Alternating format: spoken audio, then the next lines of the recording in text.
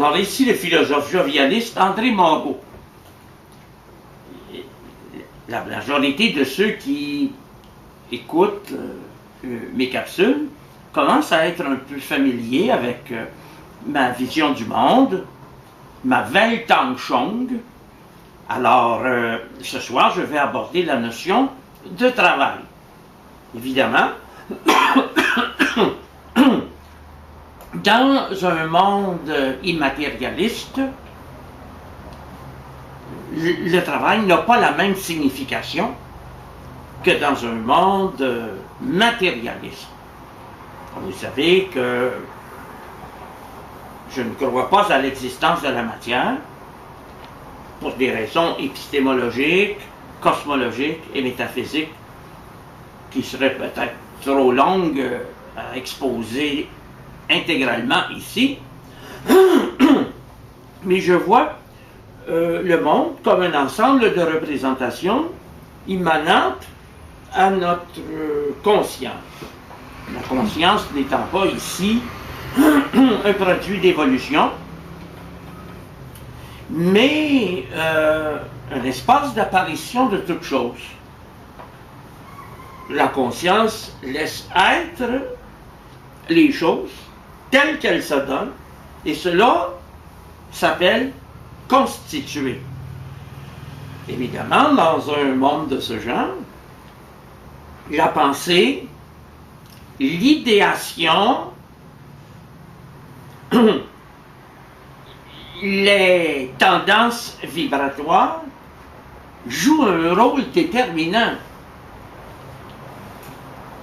On sait que le travail a souvent été défini comme une relation d'exploitation de la nature par l'homme, puis ensuite comme un moyen de production d'objets de consommation.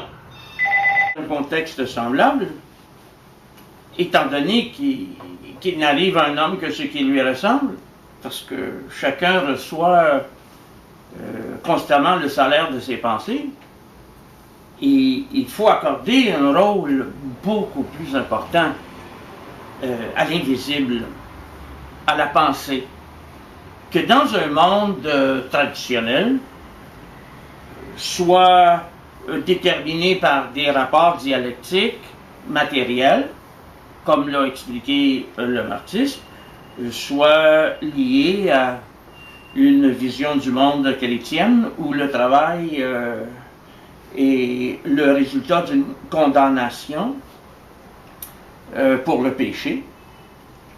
Alors, dans l'immatérialisme, il n'y a pas d'inconscient, il n'y a pas d'âme, il n'y a pas d'évolution, il n'y a pas de préalable, la connaissance de soi n'est pas requise, puisque tout homme peut s'inventer ici et maintenant, selon ses aspirations.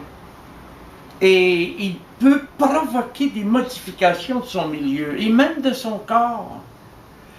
J'ai été à même de constater que notre corps est réceptif, que notre environnement est réceptif à la pensée, et que dans un cas semblable, le travail n'a plus la même signification.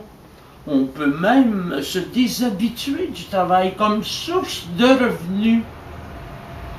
On peut se déshabituer aussi du travail dans la mesure où on prend conscience que le travail n'est pas nécessairement un signe d'intelligence. Donc le travail, ne servant plus à éliminer la culpabilité originelle, le travail n'étant plus requis pour faire de l'argent, le travail n'étant pas un signe d'intelligence, ce sont là des éléments qui, intégrés à la vie de tous les jours, entraînent des modifications de l'idéal, de la perspective, des besoins même. Le travail contribue à nous créer des besoins très souvent artificiels, hein? Des obligations imaginables. Alors, le loisir prend dans le jovialisme une place beaucoup plus importante que le travail, puisque nous ne sommes pas menacés par quelques catastrophes cosmiques, par quelques naufrages universels. Nous sommes libres. M'a-t-on compris?